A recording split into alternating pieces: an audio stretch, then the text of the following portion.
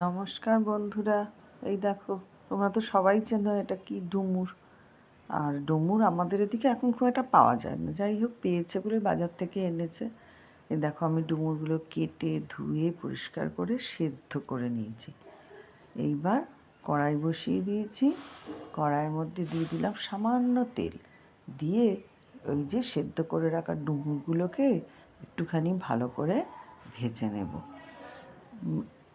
ভালো করে এটাকে ভেজে আমি তুলে একটা যে পাত্রে রেখে দিলাম।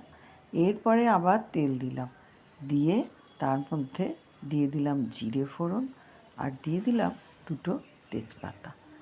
তারপরে ফোড়ন রেডি হলে দিয়ে দিচ্ছি আলুগুলো। আলুগুলো কিন্তু আমি খুব ভালো করে ভেজে নেব।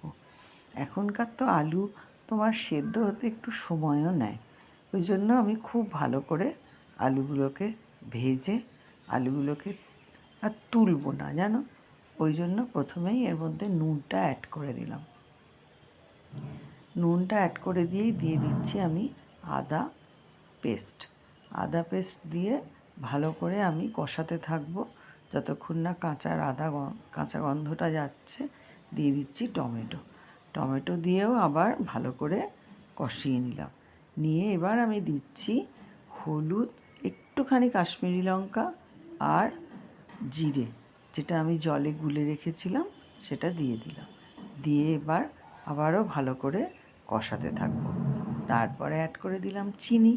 চিনি একটু দিলে নিরামিষ তরকারিটা খেতে খুব ভালো লাগে। এই যে এবার চিনি দিয়ে আবার খানিকক্ষণ নাড়াচাড়া করে নেব। তারপরে অ্যাড করে দিলাম গরম মশলার গুঁড়ি।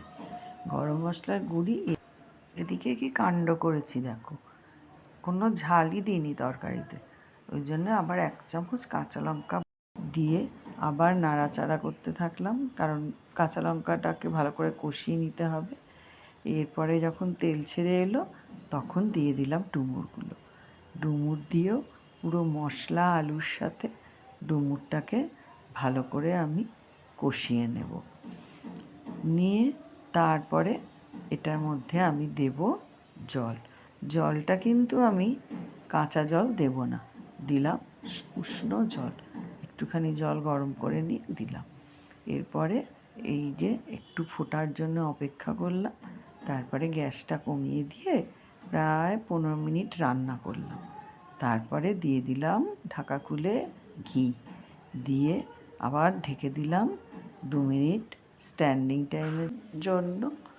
এই যে আমার ডুমুরের ডালনা একদম রেডি হয়ে গেছে বন্ধুরা।